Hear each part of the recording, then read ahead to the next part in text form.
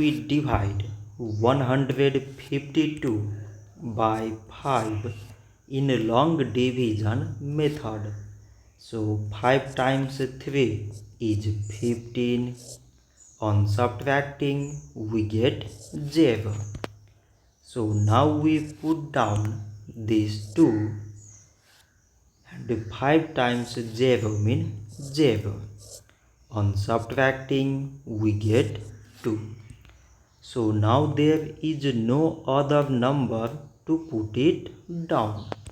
So we take here decimal so that we put 0.